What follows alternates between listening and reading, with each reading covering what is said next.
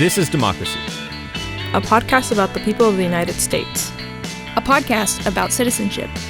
About engaging with politics and the world around you. A podcast about educating yourself on today's important issues and how to have a voice in what happens next.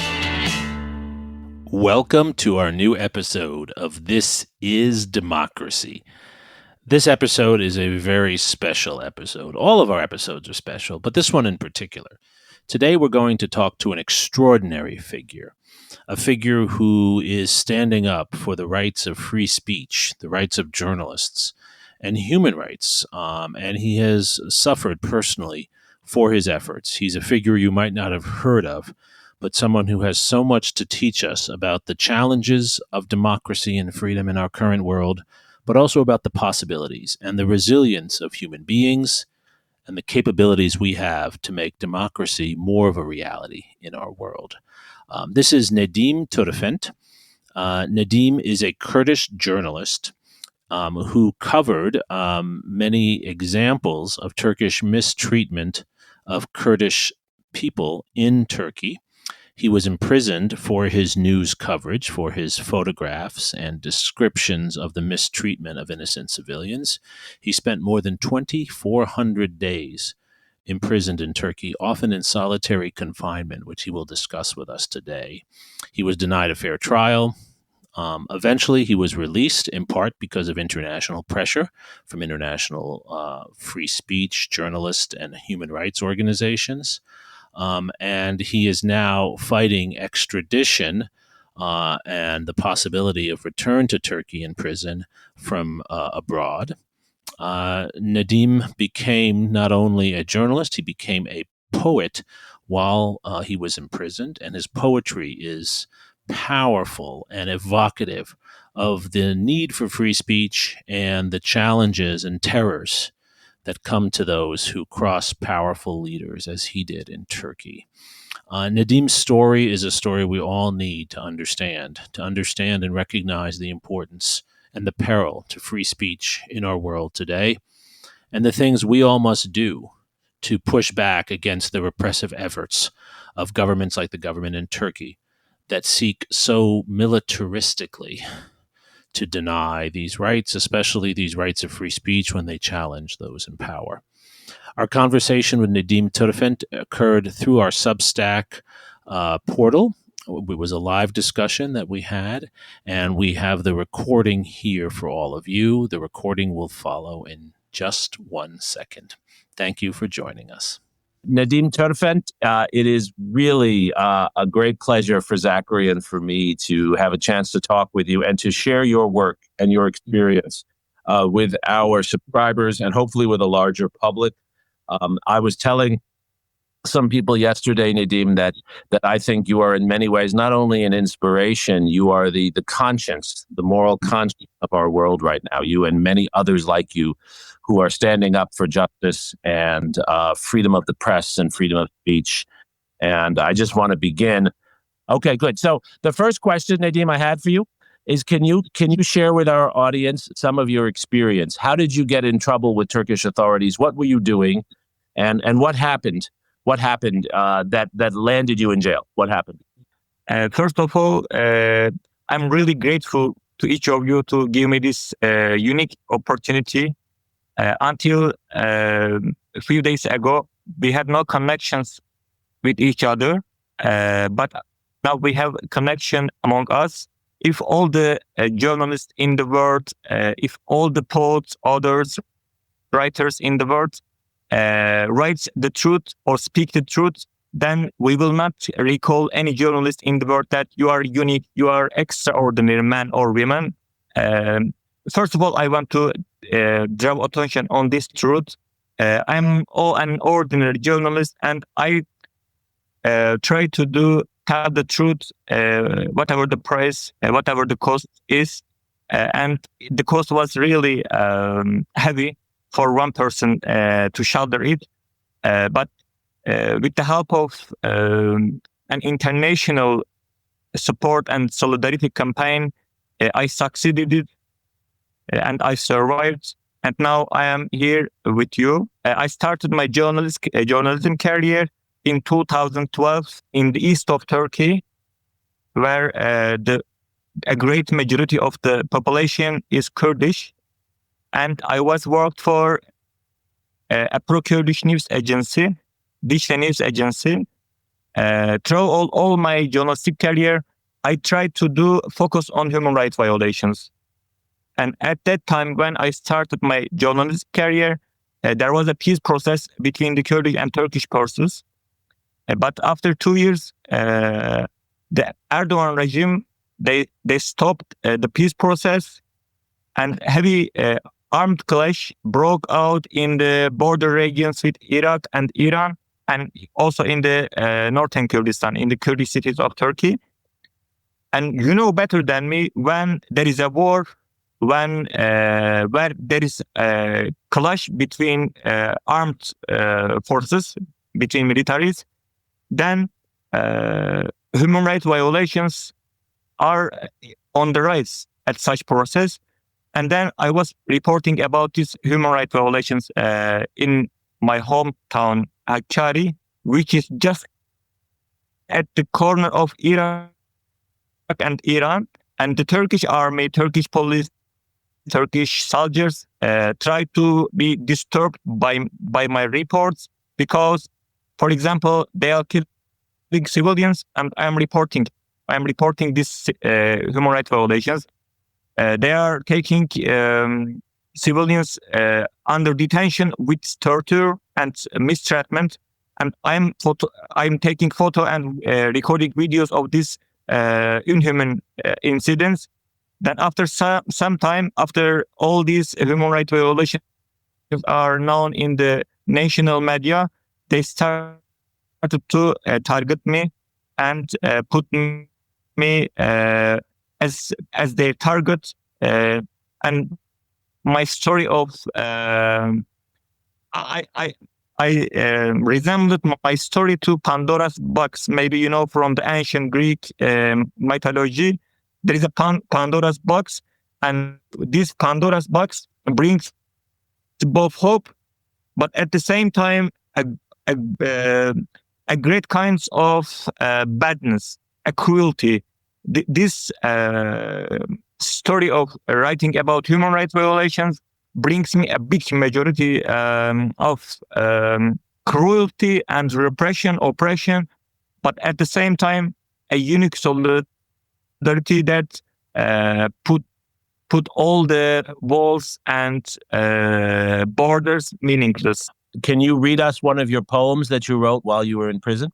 Yeah, I want to read one of my poetry that when I was in prison under an absolute isolation, Pan International started a campaign to raise my voice all over the world, and they translated this poem into over 20 languages. And one day, he gave me one of a bag of documents, and I saw that there's over 20 different languages on my poem, and I was shocked. And then I understand that when you put a journalist or a poet under an aggravated isolation, you cannot silence him, because when we organize a network of support and solidarity among us to make the cry of every people, every human being in the world, nobody, no walls, no borders, no prisons can of us over to the mummified ghost roaming over the country. Let your heart be a remedy to those who fight for happiness. Let it be a resistance to the captive in interrogation. Let it be patience to those with a set of taste labs. Let it fill the mouths of unhappy with heaps of laughter. Let your heart be so mighty that it shelters mountains of hope. Let your heart become the earth and pour elixir into veins. Bring fertility to the soil from the springs behind the mountain calf. Let the benevolence of the crops be the silver key of life. Let your heart soothe the peasant, the day worker, the agricultural laborer. Let your heart be worthy for those in distress. Let it be a cure Let it massage the broken wings of birds with ointments. Let it grant refuge to the ants, working collectively in solidarity. Let your heart fill with curiosity, giving butterflies an extra day of life. Let it be a lifeline, like the womb. Let your heart be a crystal clear as water, spring to the barren forever. Let it suckle milk from the sun's pure breast and feed the needy. With the unchanged timber of the life, let your heart give life to the lifeless. That's a very moving poem. Zachary, you're a poet as well. What is your reaction to that poem? Well, I think this poem sort of shows the power of poetry to capture the spirit of resistance, if you will, as I think Nedim says in the poem, but also the way that poetry can, as Nedim also said, sort of ground us in solidarity or a feeling of being together or in shared spirit with others, even when we are far apart or in complete isolation. It's a way of reaching out, and I think that comes through so powerfully in this poem. How did the poems touch you, Zachary, when you read them? As someone who's followed a little bit what's happening in Turkey, but most of us are not experts on this. How did it educate and affect you? Good question. I think the poems. First of all, one thing that comes through, I think, very clearly in the poem, the sort of in this poem in particular, but in all the poems, is the sort of connected land that you feel. I think it gives a feel to the sort of larger struggle of the Kurdish people in general that I think is sometimes hard to grasp from far away or from someone who doesn't have that knowledge of the region. But the poetry also just really captures the personal toll of that kind of oppression and the way in which it requires this kind of overwhelming spiritual, almost like metaphysical response. How that's sort of like the only way to survive. It's not something that's grasped without experiencing it yourself. Right. You have a question for Nedim, Zachary? Yeah, I wanted to ask, how do you want people to react when they read your poems? What do you want people to feel? And I want to ask as well, when you do read these poems to people around the world, what kind of reactions do you get? First of all, as I said before, my aim to compose this poetry was to say people that never give up and please protect your hope, whatever your conditions are. Human being is such a existence that when you put him among walls or behind iron walls, his or her spirit or imagination finds a way to go out. And at that time, for me, escaping from prison and with the help of poetry, I was outside. I was free. I was not in prison. So I'm calling on the people who are reading this poem, maybe the enemy of press, the enemy of human beings, the enemy of nature, the enemy of all the existence in the world. Maybe they are powerful, but they are not as powerful as the words we have. They are not as powerful as our hearts. So, in short, in our journey towards a more peaceful or a free world, literature, poetry, or press freedom, freedom of thought, for us, I think there are ungiven, indispensable principles that we should protect. And if we make breach between, for example, the US people now hearing me, or in Turkey, or in Asia, or in Africa, if we protect or create some breach of solidarity among different kinds, then we will survive and succeed despite all the difficulties that we are suffering now.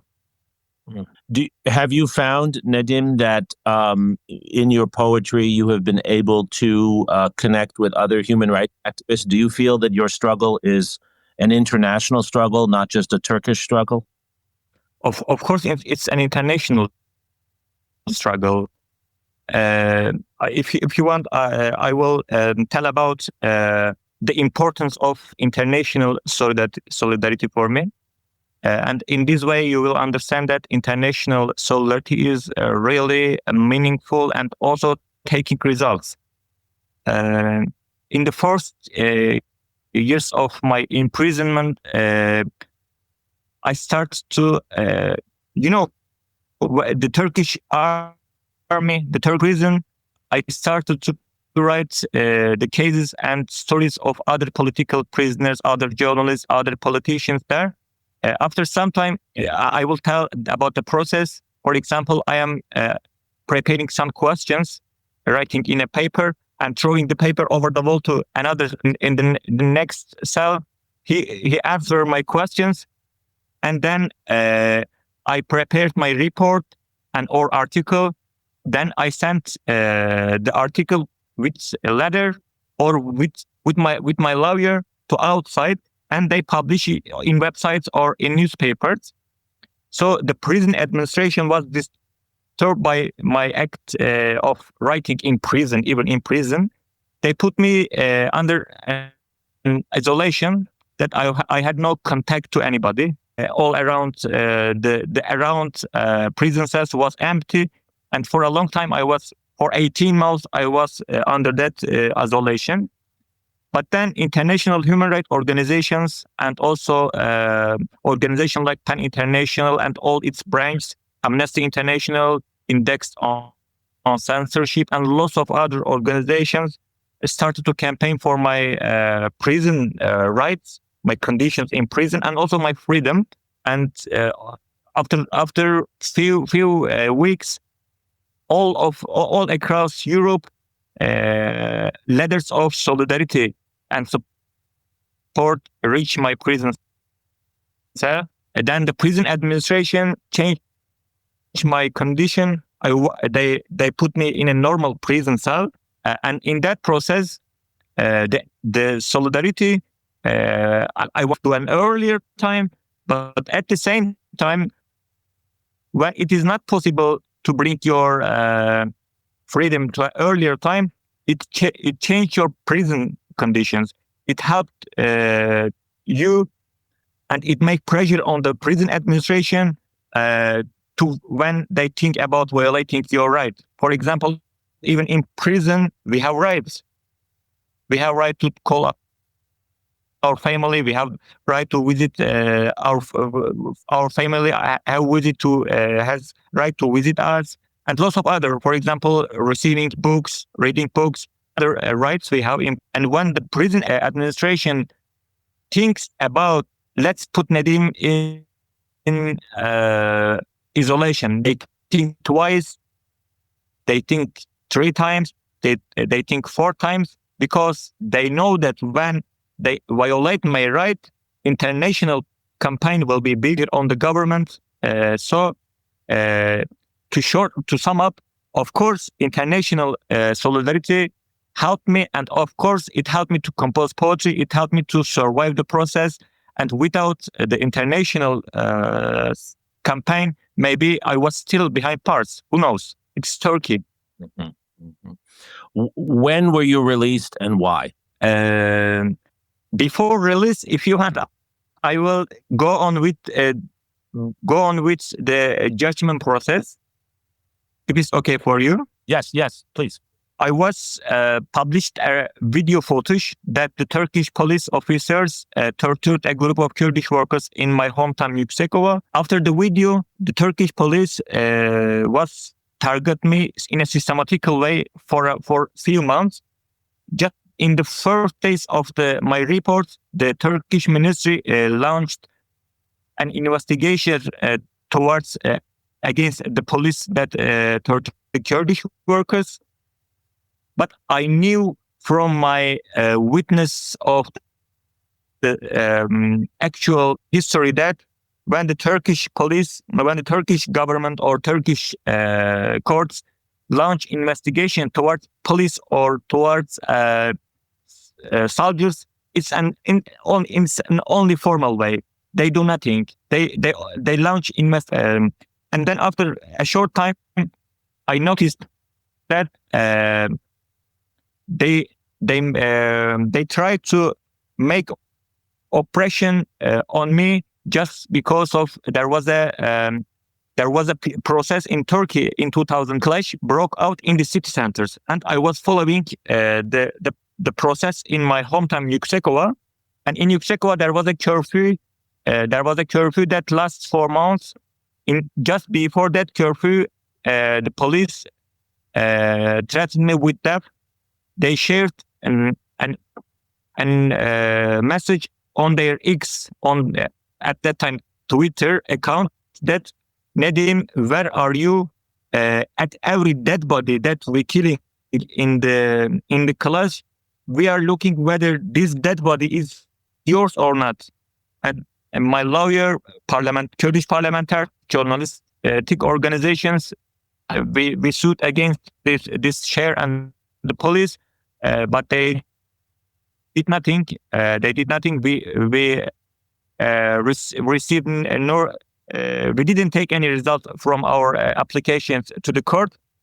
In 2016, in May, the Turkish police detained me, and under detention, they tried to kill me.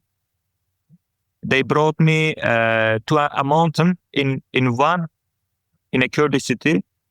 They put a black bag on my face. They handcuffed me behind, and they opened just to make me frightened. But they were sincere. They tried to kill me. They are not just joking or such a thing. I know from them, but huge solidarity for me. They couldn't kill me, but they put me in prison. The prison process was really difficult for me because of that isolation process that I was talking about a few minutes later.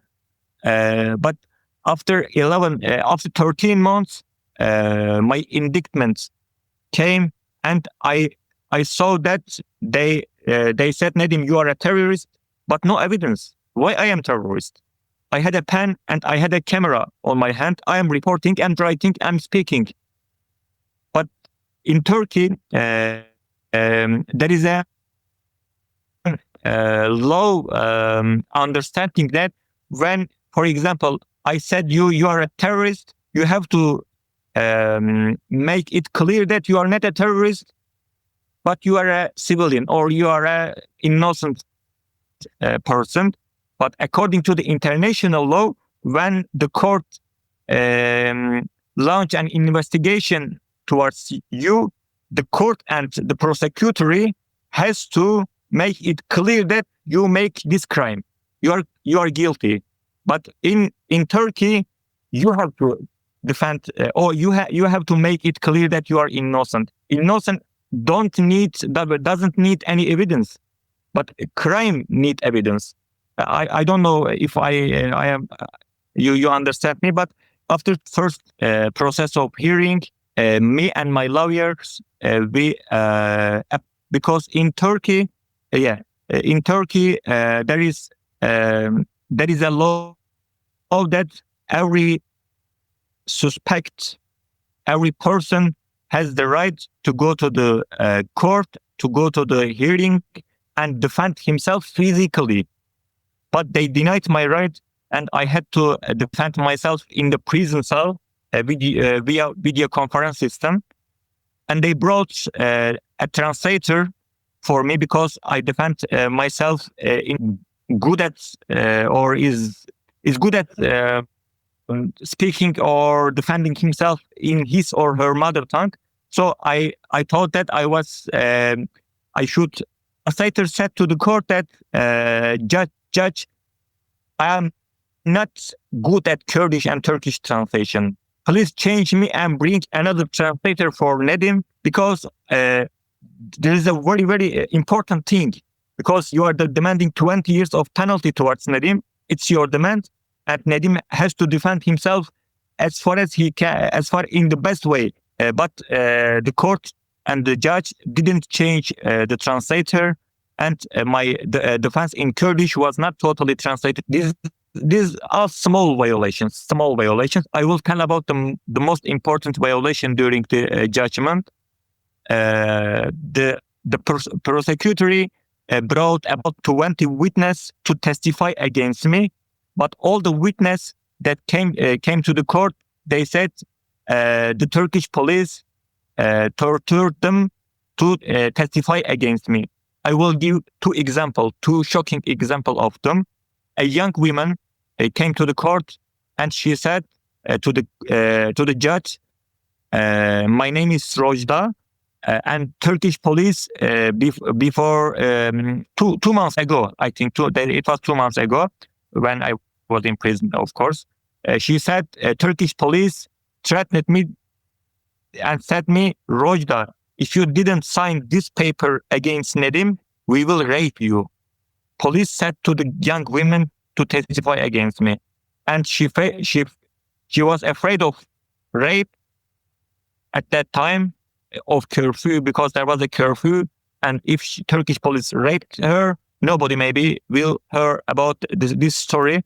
And the second example, shocking example, was that a young man, about I think he was 20 or 21 years old, he opened his mouth and he showed his teeth to the judge. It was a broken teeth. He said to the judge, the Turkish police broke my teeth and turned against Nedim. And all the other witnesses, they told about the process of being tortured by Turkish police, and signing the papers that police prepared against me. And on that papers, their journalistic work. For example, police said Nedim Türfent is a journalist, but he's working for terrorist organization. He's taking photos in the streets and he's making interview with the person that we are class violation. They give me 8 years and 9 months prison penalty. And according to the Turkish law, you have to spend 25% of your penalty outside and 75% of your penalty in prison. I finished my part and I was released in the end of 2022, but conditionally. Conditionally means that after your release, Turkish police, Turkish soldier, Turkish court, or Turkish government are following you. And when you disturb them with one of your articles, one of your speeches, or one of your statements, or one of your social media sharing, they will put you in prison again to spend the 25% again in prison. Wow. So did you continue your work when you left prison? What did you do then? As you can imagine that it was really difficult after prison to start again working. When I was in prison, I said myself, Nedim, please, after prison, make your time, take your time, maybe join a rehabilitation process, and because almost 7 years, it's too long. And there was the time of Corona, and discussions or chats or everything in society changed after Corona. So you have to make observation about society, about people after 7 years, and maybe after 1 year, please resume your journalism career. Take your time, but it's only an imagination because after 2 months outside, because of economical difficulties, I stopped time of unemployment, and I applied to websites that's focusing on human rights violations in Turkey. I worked for them. Just 3 months after prison, I started my journalism career again. I was in Istanbul. and I worked for 9 months, and in that process, I wrote generally about human rights violations, and I exposed lots of incidents of torture. Turkish police or soldiers tortured Kurdish civilians in Kurdistan, in Kurdish cities, and with the help of lawyers, they reached me. I wrote about them, and Turkish police disturbed me again. They followed me, and twice they went to my house in village. They disturbed my family, and they asked questions about me and my story, and I understood that they will for the prison, and I was thinking about applying to international journalistic organizations. Then, when I was thinking, one of them invited me as a guest writer to Germany. Where do you find the motivation to keep working at this? You are sort of harassed by the authorities constantly, and they come to your family's house, as you mentioned. Where do you find that? What keeps you going? What keeps you motivated to writing and publishing and speaking to people around the world? I don't know whether you ever went to Middle East or not, but in Middle East, maybe not only in Middle East, but also maybe in other countries. I will tell about an anecdote just before prison. Turkish army bombed a village at the border of Iran, and I heard about the incident, and I went to that village. There was an old woman, and she was crying besides her home. One of her homes was devastated because of the bombing, and she cried at me, "Where are you, journalists? Nobody is here. Nobody is aware of us. We are exposed to a huge cruelty, and journalists are not anywhere here, and we need you." And then I recorded this. I recorded this and write about her story in my agency. And after I finished my finished work with him, and I observed that maybe when you write about human rights violations, nothing changes. For example, you are writing about the violations of human rights violations towards Kurdish people in Turkey, but Turkish government disregard it, do nothing, and the Turkish government going on violating human rights. This is the case. This is true. But the people that living at the borderline in the village, they think that when journalists write about such incidents, their life will change and everything will be better for them. They believe in journalists. They believe in poets. They believe in writers.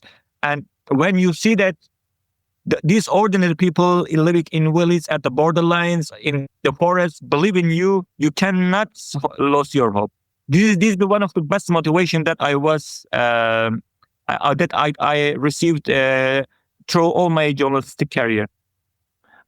That's very inspiring, and I want to encourage all of us to remember that we're giving voice to the voiceless sometimes, even if the authorities, even if the police forces don't always respond immediately. We are documenting and we're recording, and we are preserving humanity, as you have so well, Nedim. I'm going to ask another question, but I want to encourage our audience to put questions in the chat. Just write a message in, and we will read your question to Nedim. He's very, very interested in interacting with all of you and getting his story out. Obviously, Nedim, I wanted to ask, what is the danger you face now? I think it's important for our listeners to know that without revealing too much, jeopardize your security, for them to understand that your future is uncertain. What is the danger you face right now? I understand you might be sent back to Turkey and possibly back to prison. Can you explain to our listeners, please? as you know, not only in USA but also in European countries, lots of governments started to cut the fundraising, the money of the cultural organizations that, for example, help journalists or refugees or writers all across the world, especially for those in, for example, Ukraine, Belarus, Turkey, Iran, Afghanistan. And because of these cuts, I am also, me and my fiancée, we live together here. She was also with me when I had to came to Leipzig in Germany. We are together, and she stayed also 5 years in prison because of her journalistic work from 2016 until 2021. And here we were the guests of an international organization for about half and 1 year, and then the local government of Hesse state decided to cut the money, the fundraising of the Gefangenes Award, the organization that giving us a scholarship. And then all of a sudden we found ourselves in a shocking way, because our visa would expire in the end of May. And if we couldn't find any alternative scholarship or residence program or any way to extend our visa and also scholarship, then we will be deported. There is a real risk. And then I came to Germany. I joined lots of conference and events in England, in lots of German cities. I made speech and lectures about human rights violations. About, for example, finally there was a international human rights conference in Bonn, and I told about the human rights violations in Syria, in Rojava. The Turkish army attacked a Kurdish family in February, and the family has 11 members: mother, father, and 9 kids. 8 kids, father and mother, were all killed. Only one kid, that she is 9 years old, she survived. And I wrote about this story and incident, and I also told about this. And after that, the Turkish court launched an investigation towards my report that I shared in X, in Twitter, and they brought an access ban to my report. I'm trying to say they are following me. They are following my articles. They are following my speech. So if I couldn't find anything and I go back to Turkey, I don't know what will happen. I don't know, really. I don't know what will happen. They put me in prison, or I cannot imagine what will happen. And I'm trying to find a way to stay here. I wrote to the minister, and they accepted to extend our visa and scholarship until the end of August. Now we have 4 months in front of us. We will try to find an alternative way to stay. Wow. It's a terrible situation. And I think we forget, when we debate issues about immigration and these kinds of issues, we forget that the people like you, who often their lives are in jeopardy if we don't allow you access to countries where be safe. And it's really, really a terrible situation. We have some requests, Nedim, from our list, you to read another poem. You read another one of your poems for us? Okay. Which one do you prefer? There is a preference, or it's my choice? It's your choice. What does it look like to live? Living is a mother's hand on the dimple of soil, is resting your head in your lover's lap, is the mark of her knee on your face. You are already absent. It is looking at a child's eye closely, at the last moment, tweaking the cheek of a baby, as softly as silk. Living sometimes looks like this. What does it look like to live? Meanwhile, my heart was closed due to condolences, endlessly. The eyelashes of the country are wet with tears, like a spring. This is burning for pigeons and roses mourning. While there are sirens on the edge of our ears, openly, this is getting our identity from being beaten and beaten. Pepper spray anti-riot water cannon vehicles. Life sometimes means dealing with death. A tight fist, clothed in a lambskin, looking like velvet, is slaving drop by drop under your armpits are rings and rings, is yelling at the recital of silence, a handful of dozens. Where the emptiness is cheeked by Joel too much, in the blink of an eye, living is returning to the salt of the earth. In fact, to a degree, living is the act of courage. What does it look like to live? It's being able to love by living the leap in your eye. It's knowing how to love joyfully. It's being able to love as if acting out worship. Living is knowing how to love to death. It's being able to breathe by putting a comma between each breath. Living is knowing how to breathe head over heels. It's being able to think by holding your head in your hands. Living is know how to think by fits and starts. It's being able to fight fed up against tyrants. Living is knowing how to fight with purpose and will. Living is an act of resisting, kind of. What does it look like to live? I love the line, living active resistance. Zachary, you are usually our podcast poet. This week, Nedim has taken your role. What do you think of his poetry, of this poem in particular, Zachary? I'm struck by the sort of power of the repetition. What does it look like to live? A sort of question to, but also to oneself. Yeah, it's very powerful. The sort of simplicity of the images and the sort of question again, sort of haunting.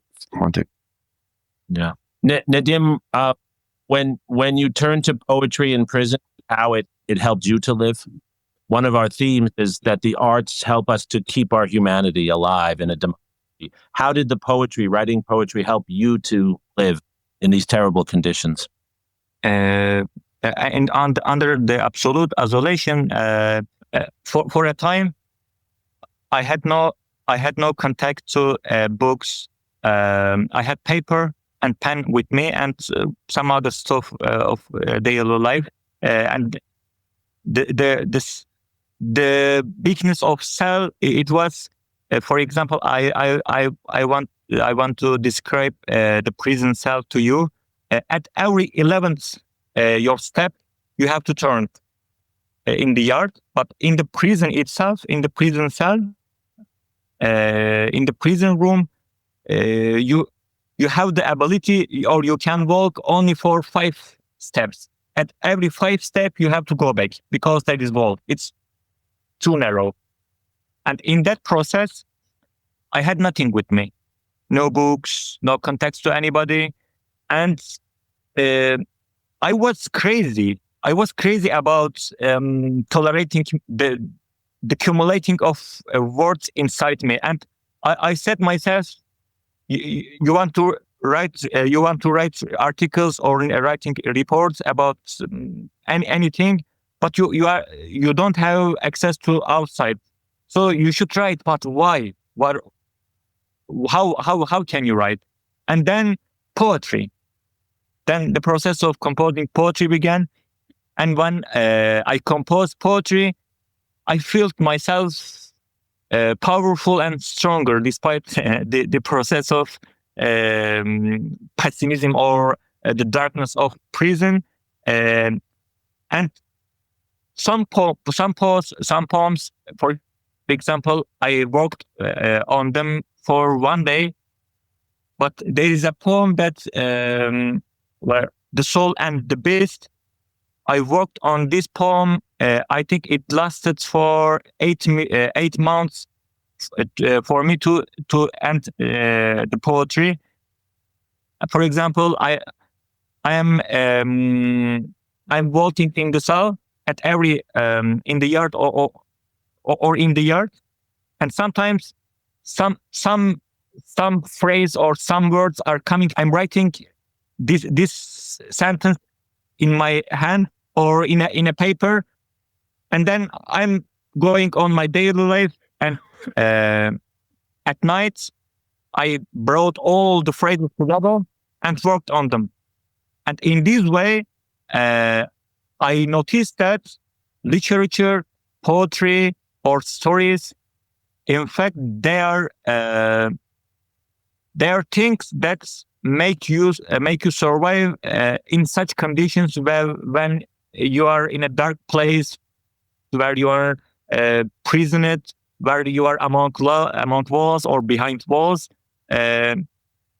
Words or this kind of literature, I think they belong to us. They're coming from us. And we feel same, more or less same. And we as human, there is an basic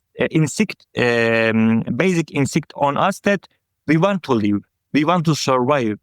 For example, when an accident occurs in traffic and anybody wounded, he in his or her last breath, when he is about to die, he will say, "You please give me a drop of water," because this demand of a drop of water is coming from the instinct of I want to live, I want to go on living.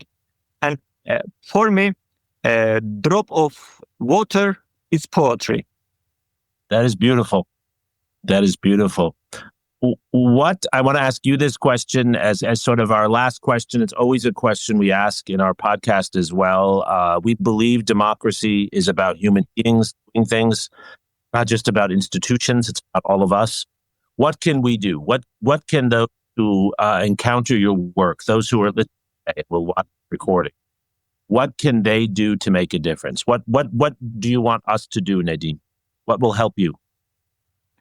I don't know exactly. It's your choice.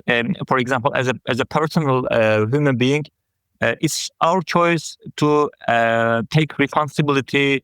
It's our choice to make breach of solidarity among peoples. But as a Kurdish journalist and poet who spent almost 7 years in prison just for his journalistic work, just for his thought and reports, I can say, please help all the writers, poets, journalists that are still in prison. Tomorrow is International Press Freedom Day. And not only in Turkey, but also in lots of other countries like Russia, like Eritrea, China, Iran, and lots of other countries. Dozens of journalists are still behind bars. And of course, journalists are outside prison, but they're like in prison, and the government makes such a big oppression towards them. They have to go to police headquarters every week to make their signs, and they're under house arrest. Dozens of journalists still are in danger, but maybe the first step should be to support the journalists, the poets, the writers that are in prison now. I witnessed this truth. I survived this truth, and I know that when even you send a letter or you make an appeal outside or you share it on social media, sharing with your any account, it will make a result. It will make a result sooner or later. But personally, for me, I'm trying to find a way to extend my visa and to gain to take a scholarship or residence program. And in Germany, for example, when I applied to some organizations, they said me, "You are already in a safe country, so we cannot help you. Go back to Turkey, we will help you." But it's all illogical. It's really silly. When I go back to Turkey, they will put me in prison. Could you take me out prison? Yeah, never. And there is a situation for lots of other journalists or writers for this situation. We are in a, for example, yes, I am safe, but until 1 month, I will say I am safe. But 1 month later, what will happen? And finally, I want to say something about the Kurdish journalists, if you let me. Of course, there's a great oppression towards Kurdish journalists in Turkey and all the other journalists, but especially, particularly towards Kurdish journalists. In the last 10 months, 7 Kurdish journalists have been killed by Turkish drone strikes in South Kurdistan, Iraqi Kurdistan, and in Rojava, Syrian Kurdistan. I will say their name just to make it clear that, and just to remember them. Murat Mirza, Gülistan Tara, Hero Bahadin, Nazım Daştan, Cihan Bilgin, Aziz Köylü, and finally in February, Agit Roş. These 7 Kurdish journalists have been killed by Turkish drone strikes, and not only international media, but also lots of internet barely taken notice of these killings. When the perpetrator, the killer, is Turkish government or Turkish state, and when the victim are Kurdish journalists, lots of people internationally trying to become silent and put their hands like an ostrich into the sand and think nothing. And if killing journalists is a crime, it is a crime, of course. It is crime as much as in Ukraine, in Palestine, in Mexico, or any other country. So killing journalists in Kurdistan is not a crime, but in other countries it's crime. It's not true. We have to be sincere about our principles. And I'm calling all the people that please hear their voice. Hear the voice of Kurdish journalists and please defend them. Hear their voice, raise your hand, because journalism is not a crime. Very powerful message, and I think a message that's undeniable, that these are human beings and they're doing what is essential for any society, which is the right and that we all should pay attention and at the very least give voice to their experience and their suffering. Zachary, do you think this is a story, this is an element of our world that we can learn to pay more attention to? It seems we don't pay a lot of attention, particularly to what's happening in Turkey and to Kurds these days. We don't pay a lot of attention in the United States. Do you think, Zachary, that this is a topic that can gain more attention? And do you think it would be useful if we paid more attention to it? Yes, I think so. I think the power of these in parallel, because when you hear someone's personal experience, it's hard to deny the reality and the pain that's there. It's easy to ignore something like, the crisis over the lack of a Kurdish nation state, but in the abstract. But when you hear someone speak personally about what that has meant in their life and the sort of oppression that it engenders, it's much harder to ignore. And in that sense, I think these individual stories are some of the most powerful tools we have for learning about and sharing the stories of people around the world.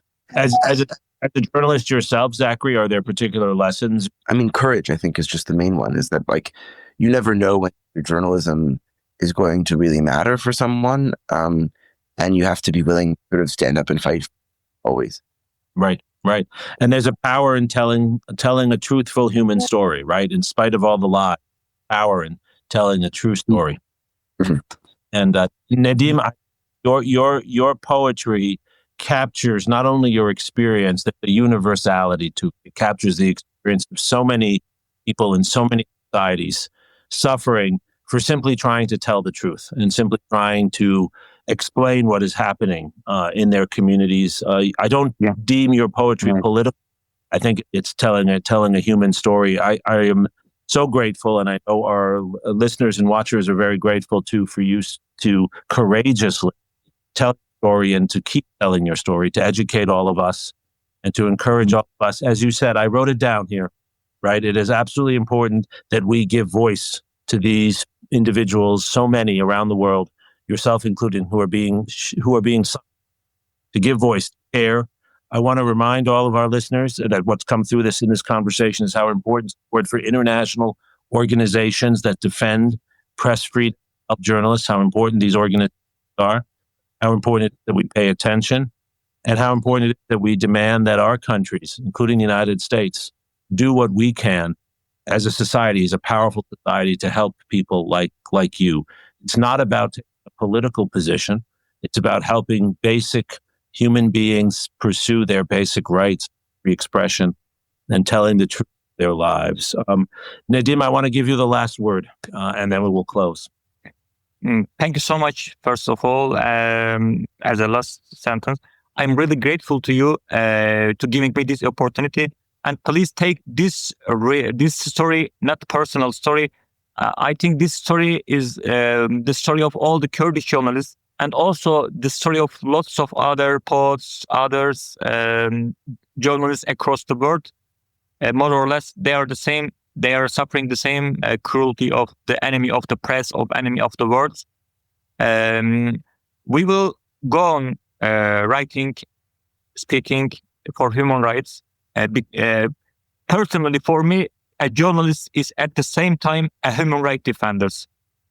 I always couch my career as I was a human rights defender. So please stay hand in hand and shoulder to shoulder with all journalists who are paying the price and who are risking their life across the world. If we stay together, I think we will succeed in. And sooner or later, our world will be more peaceful and, of course, more free. Thank you so much for this opportunity. Thank you for giving us hope, for giving us such a clear description of the horrors, the nightmares of our world, but also providing us hope. And it's, of course, the theme of our podcast and our Substack, that democracy is about human beings. It's about all of us speaking up, as you say, standing shoulder to shoulder for what we believe in. This conversation, which I think has been so powerful and so educational and enlightening, this will be available on our Substack as a recording. It will also be on our podcast. I encourage everyone to share it with others. Not everyone could join us live, of course. Everyone has work, but please share this with other people. We need to get this story out. I want to close on what Nedim himself said. Please tell their story. Please pay. This is a way we can all make a difference. As he said, just by paying attention, we're helping those courageous people like Nedim who are in prison or are displaced in different countries. We're helping them to know that their lives matter, and we're helping to make democracy more resilient in places where it's attacked, which is almost everywhere now. Thank you so much, Zachary. Thank you for part of this conversation. Nedim, I want to thank Maddie Shorman, who does all the technical work, David Judson, and various others as possible. And we hope to continue the conversation. Nedim, we hope to see you again soon. Thank you very much. Thank you. Thanks so much. This podcast is produced by the Liberal Arts ITS Development Studio and the College of Liberal Arts at the University of Texas at Austin. The music in this episode was written and recorded by Scott Holmes. Stay tuned for a new episode every week. You can find This is Democracy on Apple Podcasts, Spotify, and YouTube. See you next time.